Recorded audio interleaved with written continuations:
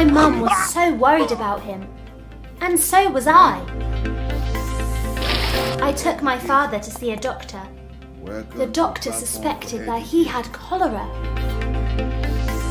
Profuse vomiting, watery diarrhea and sunken eyes are typical symptoms of cholera. We have seen a number of cases of cholera in this area recently.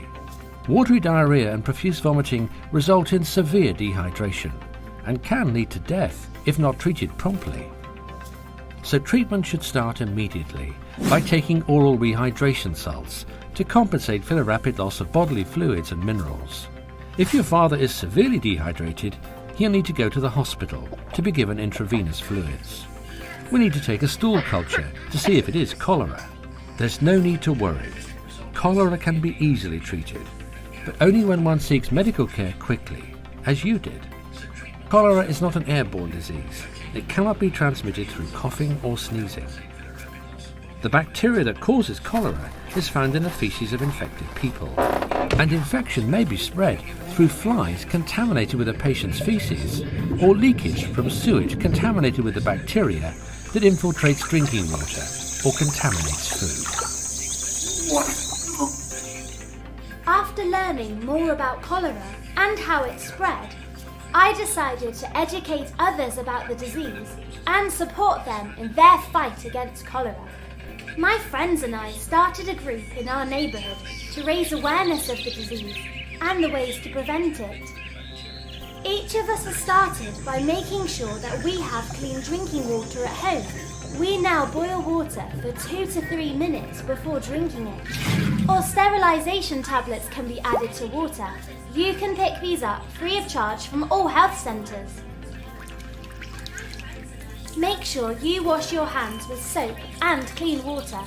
You should wash all fruit and vegetables properly with safe, clean water before eating them, and peel them whenever possible. Serve and eat food hot, and keep it covered to protect it from flies.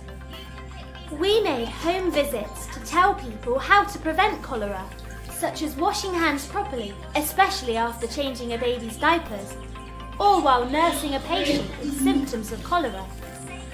Keep cooked food separate from raw food, and don't drink unpasteurised milk. We intensified our efforts to make children aware of the importance of following simple precautions to avoid cholera. To wash their hands properly before eating and after using the bathroom. My friends and I are playing our part in the fight against cholera, and you can too.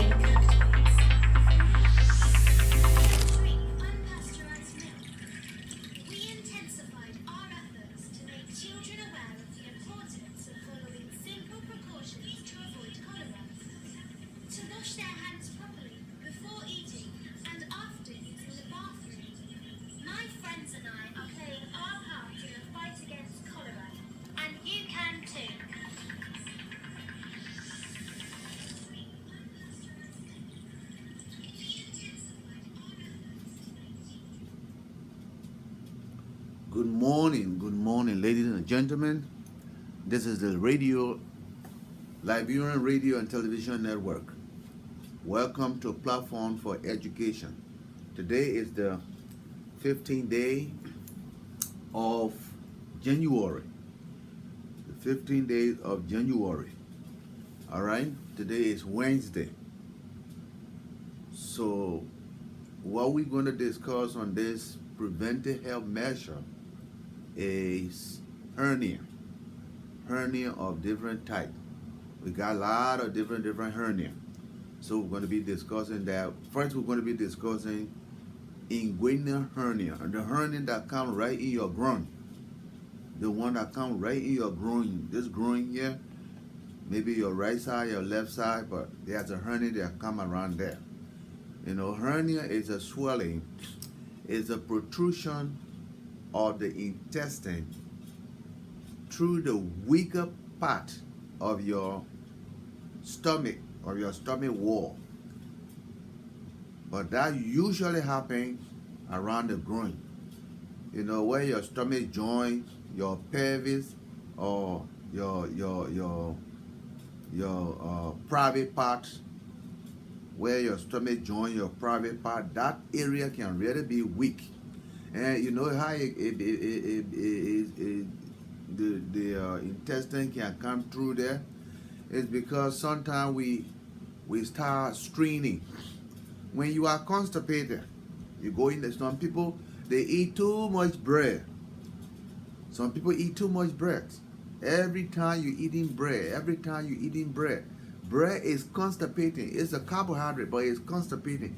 You are not adding any vegetable with this bread, and you just eating it. Of course, when you eat it, the end product is sugar. You're strong. You continue to do your work, but mind you, you are not going to go to the bathroom.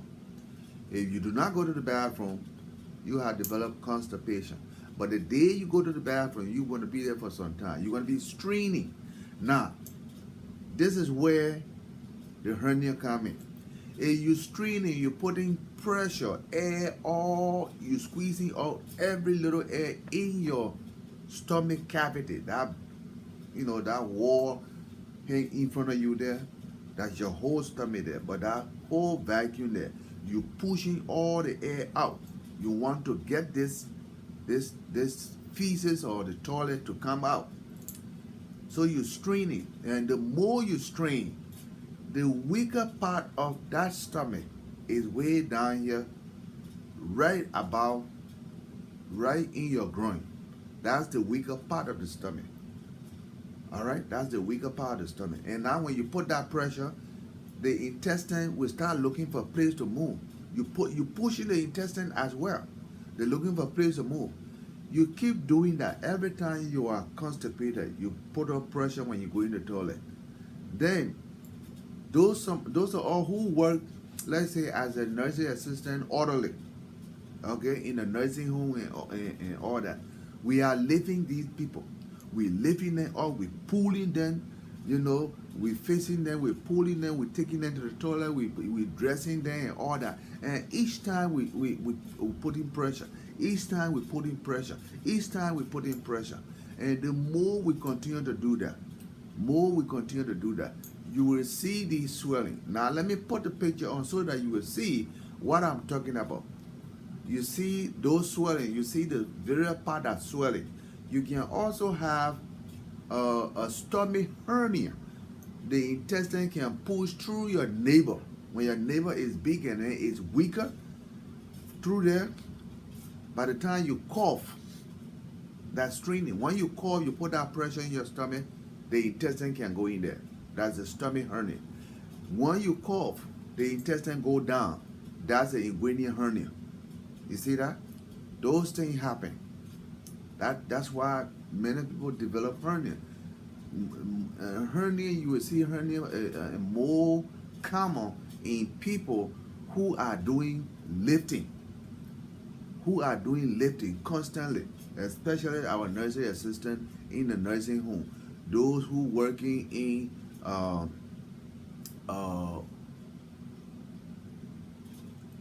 UPS offices, okay? The toe in these cartoon, lifting all these cartoon, toe in these cartoon, lifting all these cartoon.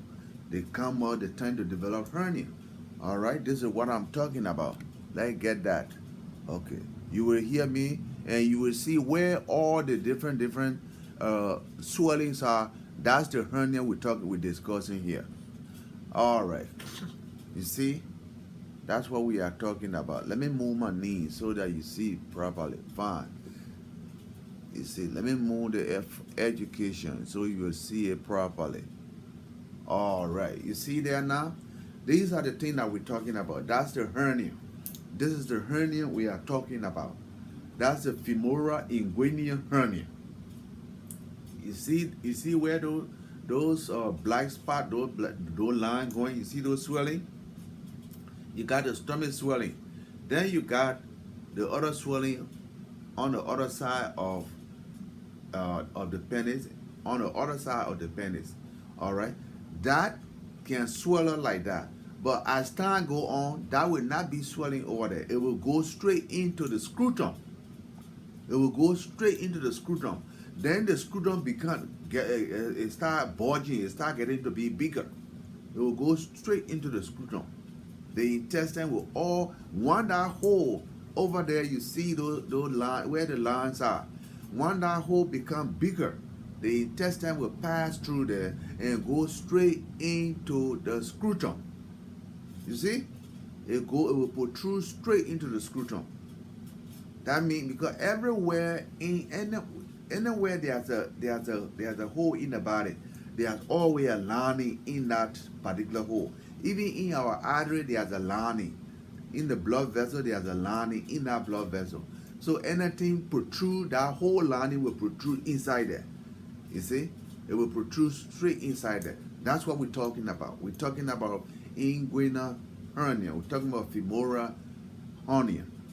That's the hernia we're talking about. These are the hernia I'm telling you about. So, if you go to the hospital for physical examination, these are the things, these are the area the doctor check the male patient.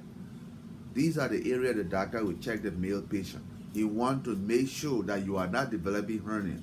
He put a hand, he will put a finger, the small finger, okay? He will put the small finger into the scrotum and ask you to cough. When you cough, if that area is weaker, he will feel pressure on his finger.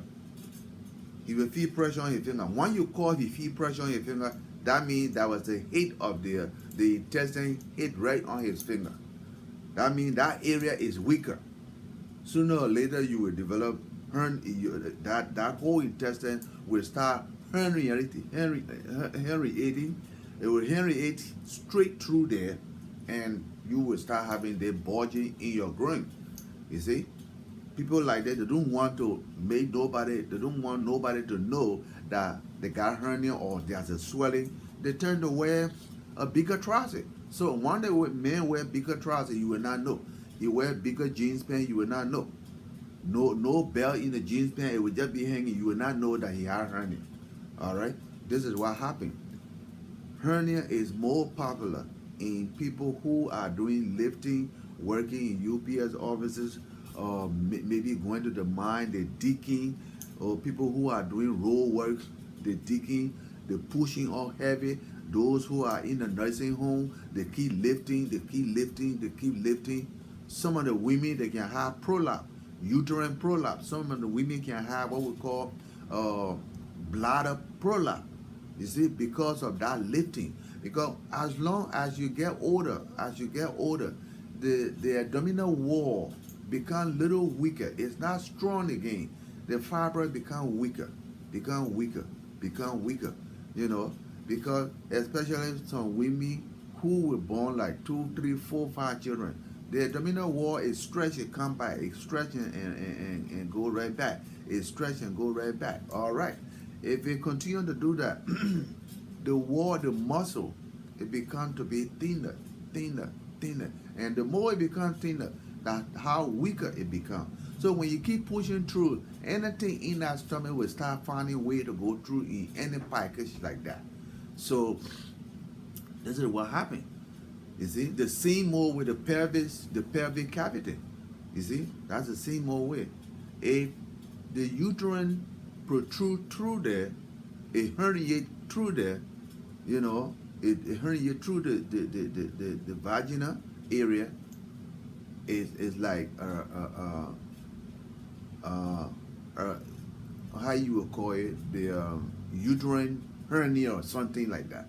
You see, as long it pulls through, okay, you will see the uterine pushing through the vaginal area. You will see the bladder.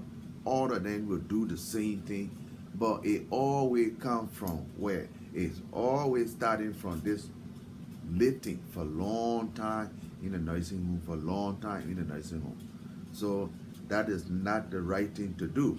So when you go to the hospital for physical examination, what most of the time we would do is to put you on the table, to put the man on the table, we press all on your stomach, you know. We press in your stomach. We want to know any part of your stomach is hurting. We're checking for appendix, that maybe you're developing appendix, maybe you're developing cholecystitis. So we're checking to see your gallbladder is going to be all right. We're pressing all on your stomach. Anytime we're pressing like that, we're looking for pain, something that is developing. You know, we're looking for pain. We're knocking our finger on there. We want to see whether something is hard in there. Those are the things we're looking for. Now, when the man, if it is a male, we tell you to stand up. You will stand up. We will start pushing our hand into your scrotum and say cough. We're looking for hernia that is coming and all that kind of thing. Those are the things that those are examination style that we do to detect it as a hernia. You are developing hernia. So in this case, if we find out that those things are coming or you developing any hernia like that, we tell you first thing that, you know, sometimes we do a blood test on you to see, you know, how much blood you have. In that way, when we know the amount of blood you have, we will, you know, maybe schedule you at that time and then discuss it with you. You are developing hernia on your left side or on your right side, okay? So what we want you to do is that we're doing the blood work to see how much blood you have. We want to schedule an elective surgery, you know, to go over there and repair that weaker part. We go over there and repair that place that weak in your stomach. So in that way, your intestine will not come down there no more. All right? But let's say you say, oh, you don't want it, or you don't want nobody to know your business. Okay? You say you don't want nobody to know your business. Then what you will do now, you will start hiding this thing. But it will be going on off and on, off and on, off and on. Mind you, at certain time, the stomach, all the intestine can move. The intestine will move at certain time, it go on the side. That's why you can say, oh, I feel like going to the toilet. If the stomach is moving, that all the thing inside the intestine will move downward, and that movement downward, we call that peristalsis. That movement downward is moving those feces down. All right, so you feel like going to the toilet. But what happened is this intestine has already protruded down into your it has protruded down into your groin, into the scrotum. Now, if it come down there and there's a feces around, if feces were in that intestine, it come down there and the intestine turn. Okay? If it turn, it's not going to come back into the stomach. It's going to stay in there. Once it stay in there, it will start losing that intestine, that part that inside there, because it already turned. It twists. It's like you twist the rope. When you twist the rope, you block all the blood vessels that go in there. They are not straight, so you turn them. When you turn them, then blood will stop going into there. Now we call that strangulated hernia. That one, it means emergency surgery. When you have hernia, most of the time it don't bother you. What happens? It only bulging in front of you, in your groin with bulging. Maybe if it is in your stomach, it will bulging. But sometime to come, you will start feeling little pain. When you cough, there's a pain. When you're standing, there's a little pain. When you cough, there's a pain. All that. But the pain, that kind of pain is not that sharp.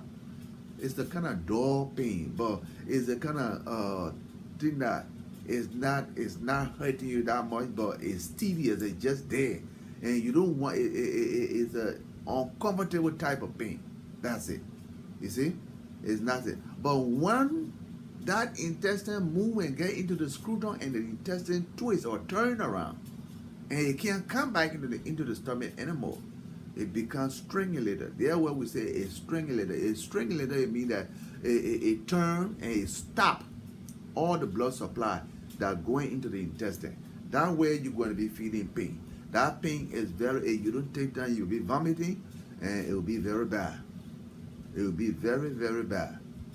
So you don't want to have strangulated inguinal hernia. You don't want to have that. You see, most of the time we don't see people with string-related umbilical hernia. Umbilical hernia, that's the one, the intestine protrude inside your navel. You see the navel become big and the intestine go in there. It will come right back. It will go right back into the stomach. Most of the time you don't see that. Except the navel have stretched and stretched and stretched. When the intestine go in there, then it will start hanging in front of the woman. It start hanging. So if it start hanging, then that means the most of the time the intestine can go inside that navel and then hanging, and it will spend some time there. But one that continue all the time, it can become strangulated. You see? But most of the time, strangulated hernia is always observed in people who got growing hernia, who got that femoral hernia. Okay? Who got that femoral hernia. Those are the people that can develop strangulated inguinal hernia, and it need urgent surgery, medical attention, and that would be corrected by surgery. So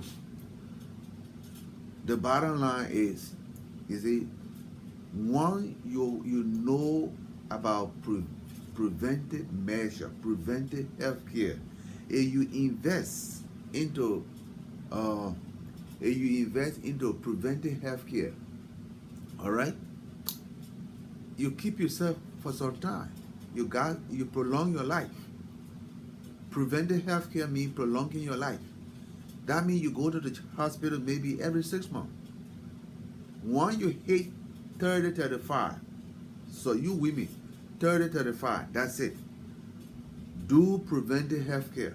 You make an appointment with your primary physician, your PCP, your primary care physician. You make an appointment with this doctor. Go down there and do a physical. You do that physical for the year, maybe in January. You wait. Next January, you do your physical. And you want to do it maybe every 6 months, then July, you will go back and do your physical. So from January to January, the whole year is a little bit longer, but do it every 6 months, like we do. Like many people that work in the health field, the health institution tend to say, it is time for physical. We want to see everybody physical. Everybody go to the clinic and do physical. You go to the clinic and do physical. If you go do that physical, we are going to check on the male. We're going to check if the male is liver is all right. We want to check if that male kidney is all right. We're going to check if that bladder is all right. We're going to check if the male is not developing any hernia. We want to check if that male ear nose is not clogged because of wax. We want to check if that male not developing a loose teeth in the mouth. We want to check if that male let's say lymph node is not swollen under his chin or in his groin. We want to check all those things. When any of those things, then we check on we'll ask you to breathe. You breathe, we listen to your lungs, the air going inside and the air coming outside. Okay, we're going to check your heart sound. Are we listening to the heart sound? Are we listening to the first sound and the second sound? Is that any other sound between those two sounds? Loved up. We don't want to hear any other sound. If any other sound between those two sounds, loved up, then that means it's a murmur. That will be the sign of what we call regurgitation. That means something is wrong with the valve. Something is wrong with the heart valve. Whenever we listening on the physical examination, there's a murmur on the physical examination. We will hear loved up. Sometimes you hear love boomed up, love doomed up. You see that? That means the heart push the blood out. Then before it can release, the blood came right back. The blood came right back. It didn't go. It did not go. The blood came right back into the heart. All right? What's happening? Why that blood is coming back? Why that blood is coming back? On physical examination, again, we're going to look that up. When we see that, you may be developing it early. It will not be a problem. Okay? It will not be a problem. But by the time you get to a certain age, you got a big problem. Because the amount of blood that is supposed to be supplying your body is that amount is not being pushed by the heart. It's being pushed by the heart, but the valve is not allowing it to go. The valve is weaker or something wrong with the valve, so it will not close to let the blood go. As a result, it will open and the blood will come right back. You see? So when we hear love dot, we don't hear a distinct heart sound. 1 and 2. 1 and 2. If we don't hear that, that is going to show to all that something is going wrong. All right? Now, when we hear that now, we will start sending that person and say, you know what? We want you to go and do a cardiac ultrasound. Because when you do cardiac ultrasound, we do Doppler. You see, myself, I do cardiac ultrasound and do Doppler. So in that way, when I do your ultrasound, I'm going to be looking at the four chamber that you got. Because you got your heart got the right side, it got the upper part, and it got the down part. The left side got the upper part, it got the down part. That's what we call 4 apical chamber. The chamber where you people sit, where something can hold something, is the chamber. It's like a room. So the heart has 4 rooms where the blood go through before it get to your body. It get to all part of your body. It got 4 rooms. So when we're doing ultrasound, we will put the ultrasound, the transducer, so that we can be able to locate the 4 rooms of your heart. It will look at that 4 rooms of your heart. We will see the valve, all the 4 valves, the two valves are between those 4 chambers, because the up and the down, there's a valve between there. The right side, the valve that between that, the right side is the tricuspid. The one between the left side is the mitral valve. So we want to check those 2 valves to see if the leaflet is the little muscle that close. The muscle close like this, close like this, close like this, close like this. You know, the muscle that close. We want to look at that, because that's the place we're hearing that sound between the 2 heart sound. Boom, boom, boom, boom, boom, boom. That means the water coming back. Whoa, whoa, whoa. That's a murmur. All right. We check all that one on physical examination. We check the ear. Some people, they get cluttered. They get the ear is cluttered with white so much until you say they're walking down the road, you blowing the horn, pom pom pom pom. That man, he just walking. He's not even looking back because he's not hearing anything. Okay, the whites has been in that ear for a long time. The only time he will know that there's a white in the ear when he go to take that and the water go in his ear and it's soft in that white and the white expand. Huh? Nah, that's the time he will say his ear will start hurting and he will go to the doctor. Now when we look there, when you look in the ear with the otoscope, you should be able to look at the eardrum, the reflection of the eardrum, because the reflection from the eardrum it look purple. You look at it, the color purple. That's how the reflection from the eardrum looks when you look inside the person's ear with the otoscope. But when you look with the otoscope, you don't see that light. That means something is wrong. That means you can't see anything there. It's black. So sometimes when we see it that way, we put a drop of ointment in there and stock it up with cotton. The man go home and come back the next day. Then we get a 50 cc syringe with lukewarm water and put in Savlon. We put in hydrogen peroxide, maybe 1 cc of hydrogen peroxide in a 50 cc of water. And we ear syringe that. When we ear syringe it right away, that whole clot will come down. When it come down, by the time you blow the whistle, he will tell you, say, I'm hearing it. I hear you blowing the whistle, but I was not hearing you. When you blow the whistle, I was not hearing you. But right now, I can hear you. That's what happened. So we do these things here during physical examination. We check you up like this during physical examination. There are some people who don't like to invest in preventive health care. Preventive health care is what I like to talk about, because charity is not the right thing. Charity is not always right. Sometimes that charity means it gone beyond. Then you can't control it. Then you have to go there. Then we all have to be running around in the hospital now. You say, look at this man. Why you did not come here at certain time? Then we go corrected this thing long time.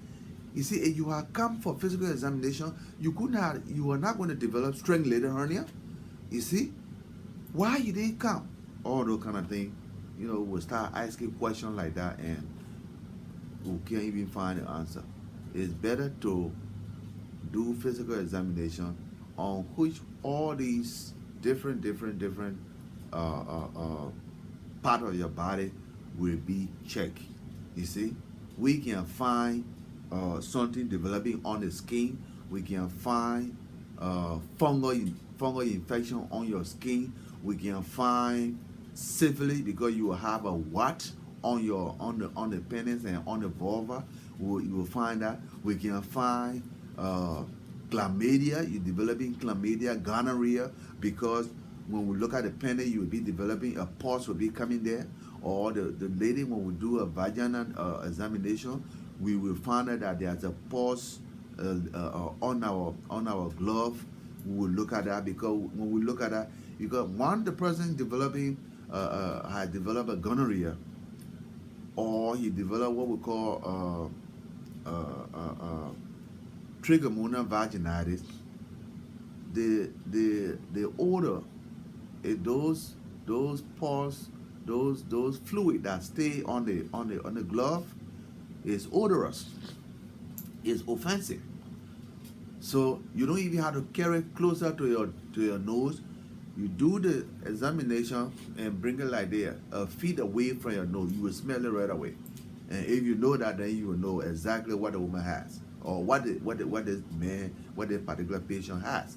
You see, that's why it's going to be. So these are the things that we do on physical examination. You see, it doesn't mean that the doctor will know all your business and he will tell somebody. No, that's not the way. No, you see, that's why we took this oath from the beginning before we get into the field. You show that what you're going to do, is going to be kept under with you and the patient and nobody else, not even your mom or not even your children or anything else. Yes, I'm sure I'm going to do that. All right. If you go against this oath, and when you are caught, you have they are nothing to do. They will take your license, they put you right back in jail for some time. You see, and you will never practice in this field. You see, who want to go to school for a long time, all right, and come back, and that the profession you want. This is the profession, this is the kind of career you wanted in life, and you got it. Here you going and mess it up. It's not the right thing to do. All right. So knowing your business is knowing your business between you and your attending healthcare provider. Your attending healthcare provider, both of you will only know your business. That's why something happened, you run there. You go there straight and you call him and say, look, something happening to me. He know your business, so he going to check it out. If there's something right away, he will take care of that. You see? Some people in this country, they don't like to invest in preventive healthcare healthcare measures. That's not the right thing. It is right to do your physical examination once a year or twice a year. Okay, January, July, or January to January. Okay, it is right to do that. When you do that, you prolong your life. You prolong your life. On the other hand, you are not going to the hospital. But when you eat, you know that the balanced diet will be carbohydrate, that will be bread. You got some vegetable on it. You got some carrot. You got some carrots, and you're eating some broccoli, and you're eating some onion and other things like that. You add some vegetable on that. All right. You drink a lot of water, okay, and you get you either meat or fish. All right. Not too much of one of those. Too much of one of those is going to pull you off. When you eat too much of carbohydrate, it pull you off. You eat too much of protein, it pull you off. You eat too much of fat and not the right fat, it pull you off. All right? So you got to have fat, you got to have carbohydrate, you got to have protein. All right? Balance it. Balance it. Drink a lot of water. Then do some exercise. That's the bottom line. Do some exercise. Maybe you have to walk, okay? Maybe you walk half mile, or maybe you jog, maybe 1 mile twice a week. That's something you're doing. You see, the more you do that, you strengthen the heart muscle, and it will continue to do you well, right. It will continue to do you right. Okay? Exercise, keep yourself in a balanced diet. Go to the hospital and do your preventive measure. Once a year, twice a year. All right? Let me put my number down here. Like I said, this is the Liberian Radio and Television Network. We are here today on Platform for Education. We are educating you on preventive measures, especially on hernia that we can observe during your physical examination in the hospital. All right? So let me put this number down here so that you can call me if that's the question you have. Right there. All right. Especially the 215 number. You are watching this program. The 215 number is what you should try to call me on. Call me on that 215 number. You got some question or you want to contribute to the lecture, to preventive measure, fine. You know, and this is platform for education. We educate one another. You know, I know something, I will educate you. You know something, you educate me. And thereby, when two hair go together, it's all right. But we got one hair in Liberia. That's why the people, they're not all right. You see? When two hairs together, it's okay. You see, in America, that's why we say America is very good. Everything, let me go to America, everything all right. Because there's two hair in this country. You see, when one hair want to go to the other hair, say, oh, no, you can't do it that way. It got to be this way. Let's do it together this way. You see, that's why things in this country work better. But over there, you got one hair. And some of you Liberians, you don't still know that we got one hair in Liberia. When I say one hair, you know what I'm talking about? I'm talking about government that is only one. That they call it unitary government. But in like America, we have democratic government. We got two. You know, two people vote. The other person vote yeah, the person vote no. You see? But over there, we only got one person who will vote yeah, that's it. If that person say yeah, that's it, we'll go for it. If that person say no, we all go there. You see? That's what's happening in Liberia. That's where all these trouble coming from. You see? Two hair is better than one. Even the Bible said two had to agree in order to work. Two had to agree. The Bible, the God that made you and myself, he said in his word, there got to be two in order to work. You tell me, is it there's all the government business all coming from the Bible? If God wanted only one person to be in this world, he could have only let Adam be that way. But he said no. Adam had to have a partner. Two of them got to work together. So what he did, he made a woman. And add that woman to Adam and say, your two go on and multiply. Simple thing.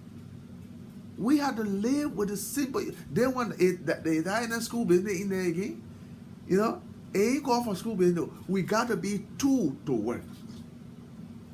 Liberia, we are under one. That's what it means.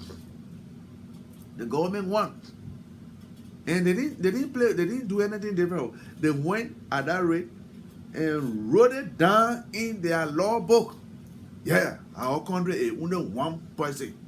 Under one person should rule. And that the president. Everybody wrong to become president because they want to rule. You see that? Because one person rule that country from time to time, tournament time, all this time. Only one person rule. You're sitting there talking about, we got lawmaker, we got a code. They're not the code. Anybody that become president is the only person that rule. When he say, everybody go to sleep, everybody go to sleep. When he say, everybody eat. You're sitting here and talking about, oh, Democrat. You're fooling yourself. Fooling yourself. Upon we can stay over there, all he want to do, as long as nobody fighting war, nobody will go there and move him. Nobody fighting war. The only time you'll see America, Russia, Canada, okay, go to any country to say we want to stop you when you're killing one another.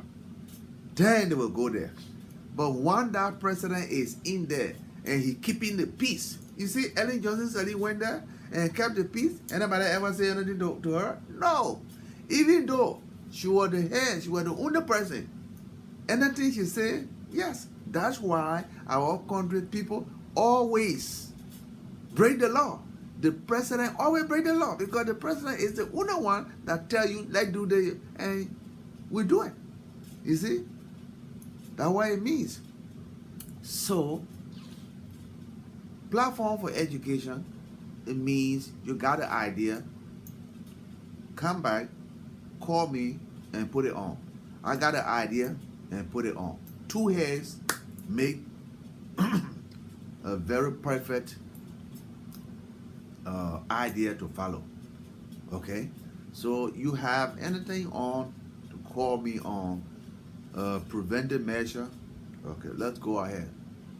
Call me on those number. You can call me on the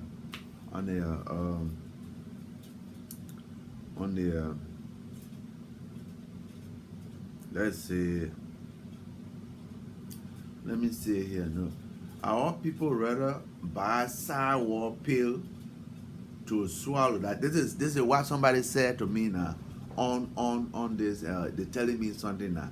Our people they rather buy a pill from this shadow than going to the doctor for examination when they start having pain. Okay, somebody said here, good public health education. Thank you, brother. Okay,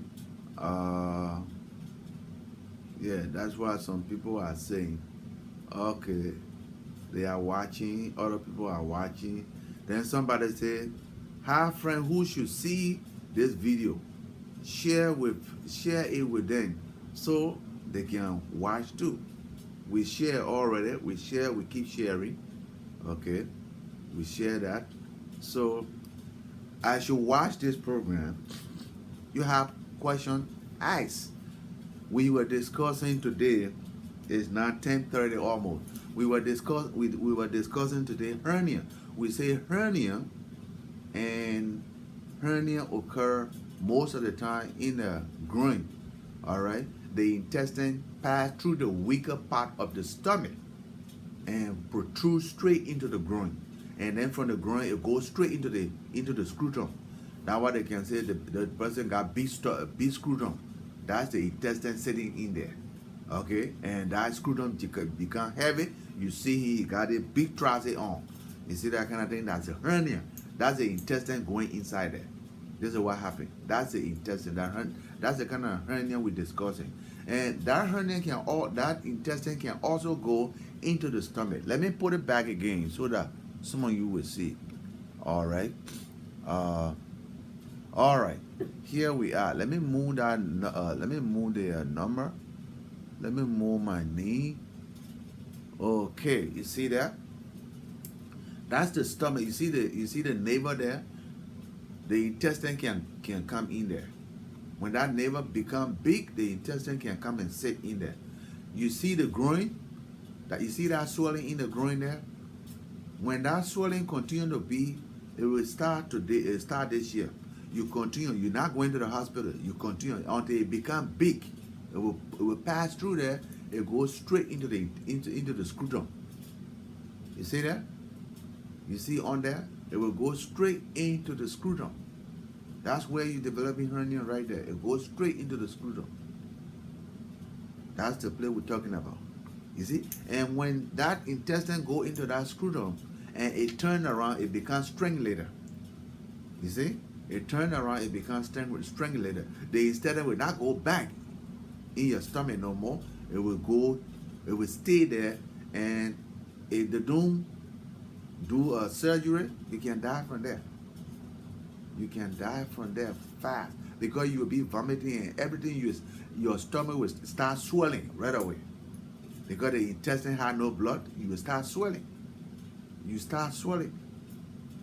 You're vomiting, you're sweating, you're going into a shock. That's how you die. That's how people die. Now let's think about people in Liberia. Somebody will develop this kind of thing in the village. Somebody develop something like that in any of those counties where hospital is not a priority to the leadership. You see, they don't think hospital should be important in Liberia. So when the leader get there, they think about road. Okay, they don't think about hospital. When somebody develop a strangulator hernia, what happened? He's going to die. Okay, he's going to die. That's what happened. So preventive measure is good. That's why many of all that come in this country, some people say, oh, they would not want to go back, they want to stay here. Because when that person stay here, and a little thing, he go to the hospital. He go right to the hospital. Now that we got urgent care all around, you go right there. You see? This is what we're talking about. Okay, people? We've been discussing our hernia. We've been discussing our hernia. That's what we've been talking about. Okay? We've been discussing our hernia.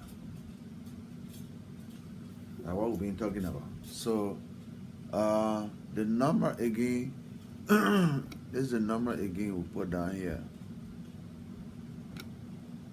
That's the number again. You can call me, my name right there. Okay? This is what we're talking about, people. Okay? So, you can also develop a hernia in the upper part of your stomach. You see, when you eat any food, you swallow, it go through your esophagus. Through your esophagus. Your esophagus join. It join the stomach. The place the esophagus join the stomach, you can develop a hernia. And it join that stomach over there. But that esophagus pass through. It passed through a wall we call diaphragm. Diaphragm is that big sheet of muscle that separate your chest wall, your chest cavity, or your chest, the room in your chest. It divide that room from your stomach, where all your intestine, your liver, your kidney, where they are. The diaphragm separate your chest from your stomach. So through that diaphragm, your esophagus pass through that. All right, let's say where that esophagus pass through, let's say in that diaphragm weak. All right, it weak. You know when you eat food, your stomach is stimulated. It start, it start moving, pressing on. God works mysteriously. Every part of the body, we don't have control when the stomach is grinding or is moving. moving around, trying to push all the food around, trying to squeeze them out along with the acid that in it, breaking down the food and all. We don't have control over that. It just automatically happens. All right? But if that happens, the stomach, that joining, that particular junction pass through, it come up instead. When it come up, the food content in your stomach now, it start coming through. Because that diaphragm through there is the one that's supposed to hold that area, that junction very tight. So nothing come up. But if it become weaker, what happened? The food content start coming up. Then what would you say? Oh, I'm having heartburn. Every small thing I eat, my stomach just stand up. I mean, I'm having heartburn. I just bashing, man. I just having heartburn. Something going wrong with you. And you go to the physical examination table and you tell the doctor this thing. They are going to look at that. Maybe you are developing hiatus, hernia. That's what happened. So when this content come into your, you feel into your chest and you say that heartburn, a burning, all right? Those people will always come out with heartburn. I'm having heartburn. I'm having hiccup. I'm just that just a gas. I have a gas and all that kind of thing. Why would gas come through there when it's supposed not to come out, or you're coming out? Okay, hiatal hernia is not right. You see, it's not right because that opening into the diaphragm, it become wider. It can't hold that junction tight no more. It can't hold it no more. Okay, hiatal hernia. So it bulging inside the bulging inside the diaphragm, and it will be sitting there as a packet, just like a little pocket light. It will be sitting in there. The food content from your stomach will be sitting in there. You see, and that way you will come out and say there's I'm having heartburn, I'm having gas, I'm having hiccup and all that kind of thing. When I eat, my stomach just just stand up. I don't know what's going on there. I think that's just a whole lot of gas. No, go to the doctor. They're going to check it out. You see, go to the doctor. They're going to check it out. You see, that is hernia also. That is hernia. You see, that is hernia. If that part of the body is weak, something will pass through. You see, and that happens when we all growing older. All these things happen when we're growing older. That's why it's better to do exercise when you're younger. Start doing exercise. Grow up with exercise.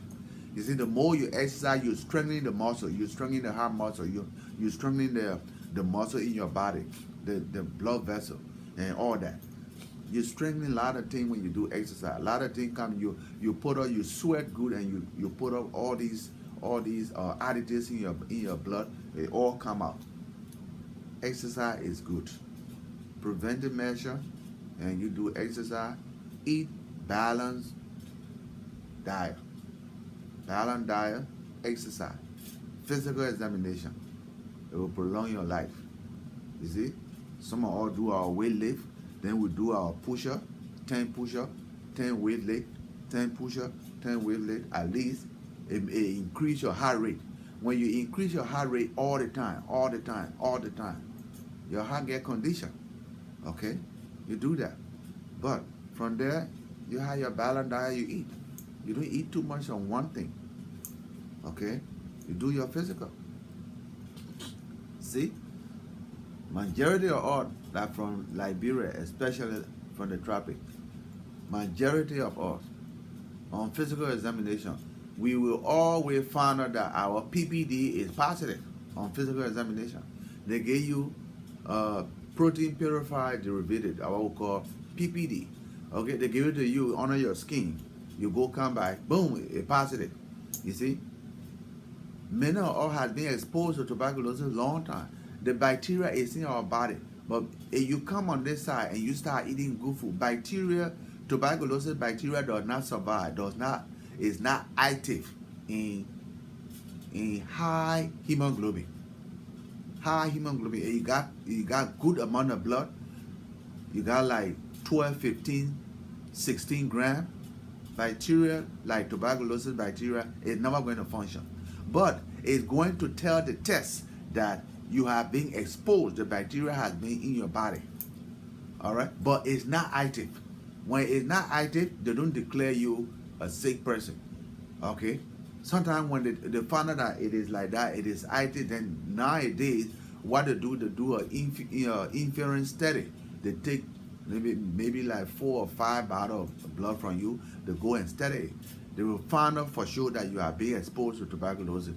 Now when they know that, they will say, okay, you are being exposed to tuberculosis. What we want to do is, you got what we call latent tuberculosis. So they will go back and give you the tuberculosis medicine. There are 3 types of medicine they will give it to you. They will give it to you for like 6 months or 1 year. When you finish taking that, that's it. Okay? It prevents you completely from that side. You're not going to have that again, except you go back and become very, very sick and you got somebody. And people who develop tuberculosis always come from the home. Somebody cannot develop tuberculosis from outside and just say, oh, the man had tuberculosis, he was just talking to me and I got it from him. No. You must be exposed to tuberculosis from the inside. Okay? From the inside. You see, when I say from the inside, let me just give you a little example. Like Mulba Molu said, I was talking my thing, and I was not drunk while I was talking. I was really sober when I was saying it. But the person who take that is the person coming from the inside. You see, so the person was ready from inside his living room when they were taping what he was saying. So tuberculosis, for you to get a tuberculosis, TB, let's say so, for you to get that, somebody may have been having TB in your house and he living there for a long time, for you to have been exposed to him for a long time, and that will go. And once you start, you come down with little cold, and virus infection is the one that will always decrease your immune system. You understand? Virus infection is not good. You get cold every now and then. The cold comes from virus every now and then. It's not right. Viral infection decrease your immune system. And steroid, people take steroid, it's not right. Anything steroid, it decrease your immune system. So those things, you got to be careful with them. All right? So there are some medicine that can also decrease your immune system. People who got cancer and other things, it decreases their immune system because the chemo break all your blood cell. It break your blood cell and it kill the blood cell, it kill the cancer cell. So chemo does not distinguish, it just go there and damage and do the damage to everybody. And at that rate, your immune system come down. Okay? If it come down, these diseases come over right away. Okay? But people who got tuberculosis, many Liberians, many people from Africa got what we call latent tuberculosis. But now that they are in this country, they eat very well, and they got more blood, they got more good hemoglobin. The TB bacteria is not going to be active in their body. It will not be active. They will just say, oh, you have latent tuberculosis and you are being exposed. But right now, there are no sign that you have active tuberculosis. Active tuberculosis would be somebody who is sweating too much at night, somebody who is coughing, and somebody who is who is losing weight. You're losing weight, you're coughing, and you're sweating. Those are the signs to tell you that this person has active tuberculosis. But other than that, many people from back home, especially those who come here with on the how we call that, Lrtn immigration status settlement, many of us have been exposed to TB in the refugee camp. All right, so when you come, you do your PPD, it will be positive. But if it is positive, they will let you. Sometimes they will say, okay, we'll treat you, or If it is positive, they ask you, do you sweat? Do you cough? You don't cough, then they do your x-ray. Your x-ray is all right. The next thing to do,